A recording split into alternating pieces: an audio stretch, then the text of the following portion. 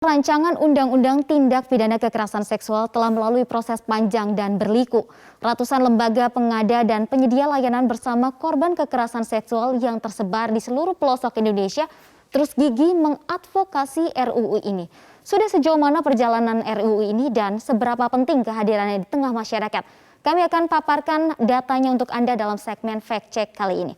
Yang pertama adalah perjalanan panjang RUU TPKS dimulai sejak tahun 2012. Kala itu RUU ini bernama Penghapusan Kekerasan Seksual atau RUU PKS yang diusulkan oleh Komnas Perempuan. Kita lihat di tahun 2016, Komnas Perempuan kemudian menyusun naskah akademik dan kemudian ada RUU PKS yang mulai masuk prolegnas prioritas di tahun 2016.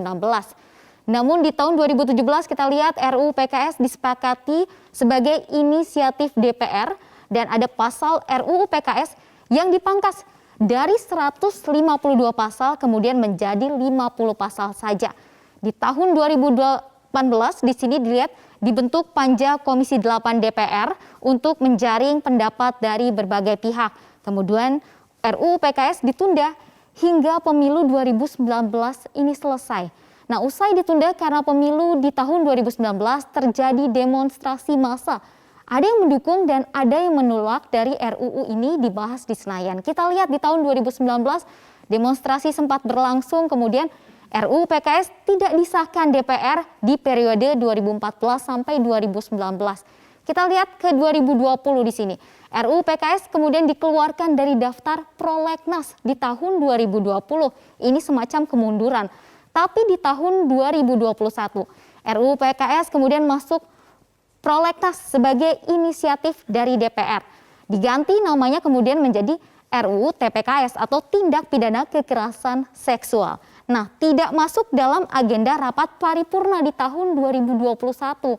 Masih berlanjut di tahun 2022 yang tadi dikatakan rekan Soza Hutapea bahwa Balek akan menggelar rapat pleno pertama RUU TPKS tepatnya pada pukul 1 siang nanti dan rencananya akan disahkan sebelum reses atau pada tanggal 14 April 2022. Nah, setidaknya ada 4 poin penting dalam RUU TPKS yang tidak sama dengan undang-undang lainnya. Pertama ialah penyidik tidak boleh menolak perkara. Kita lihat grafisnya di sini, informasi yang sudah kami kumpulkan adalah poin penting dari RUU TPKS yang tidak sama adalah penyidik tidak lagi boleh menolak perkara yang dilaporkan oleh seseorang. Kemudian tidak ada restoratif justice atau jalan damai untuk orang-orang yang melakukan kekerasan seksual terhadap korban baik itu perempuan maupun juga anak. Kemudian ada barang bukti dapat dijadikan alat bukti. Ini yang juga berbeda. Sebelumnya barang bukti ini tidak bisa dijadikan alat bukti penguat. Kemudian kewajiban restitusi. Tadi juga sudah dijelaskan oleh rekan Soza bahwa ada kewajiban restitusi baik itu oleh pemerintah maupun juga oleh pelakunya sendiri. Jika sebelumnya merupakan 4 poin penting, nah berikut ini ada 2 poin penting juga yang tidak masuk dalam RUU TPKS. Yang pertama adalah pemerkosaan dan aborsi. Lalu apa alasannya 2 poin ini tidak masuk dalam RUU TPKS? Kita lihat pernyataan dari Wamenkes di sini. Di sini dikatakan bahwa korban pemerkosaan tetap diperbolehkan untuk aborsi di dalam UU Kesehatan. Terkait tindakan aborsi nanti sepenuhnya merujuk pada UU Kesehatan saja. Ini yang dikatakan bahwa nantinya aborsi tetap boleh dilakukan namun tidak dimasukkan ke dalam undang-undang atau RUU TPKS. Nah, ternyata alasan lainnya juga disampaikan oleh Ketua Panja dari RUU TPKS. Ada Willy Aditya di sini mengatakan bahwa kami sepakat supaya tidak ada tumpang tindih pengaturan normanya. Tidak lazim satu norma diatur dalam 2 undang-undang. Maka kami ikut apa yang menjadi pemikiran pemerintah dalam hal ini. Ternyata itu yang menjadi alasan kedua poin penting tadi tidak masuk dalam RUU TPKS. Nah, selain poin penting yang sudah kami paparkan sebelumnya dalam RUU TPKS juga terdapat usulan pemerintah yang bisa jadi penguat dari undang-undang ini nantinya. Kita lihat yang pertama apa saja yang diusulkan oleh pemerintah adalah Pemda wajib membentuk unit pelaksana tugas daerah pemberdayaan perempuan dan juga perlindungan anak atau UPTD TPA. Ini yang dikatakan oleh pemerintah. Usulan pertama ini bisa jadi One Stop Crisis Center untuk para korban kekerasan seksual. Kemudian yang kedua adalah RUU TPKS mengatur rinci kejahatan seksual yang timbul karena relasi kuasa. Yang dimaksud dengan kejahatan seksual karena relasi kuasa misalnya antara dosen dengan mahasiswanya, kemudian ada guru dengan muridnya atau bos dengan sekretarisnya. Usulan ini muncul karena di Indonesia kental budaya patriarki. Lazimnya terjadi tanpa paksaan meski korban ini ternyata terpaksa. Kita lihat yang ketiga adalah RUU TPKS mengatur pelecehan seksual berdasarkan budaya atau ada dengan korban dewasa sebagai delik aduan. Nah, apabila korbannya anak-anak dan disabilitas, maka menjadi delik biasa. Kita lihat apalagi usulan dari pemerintah terkait dengan RUU PPKS.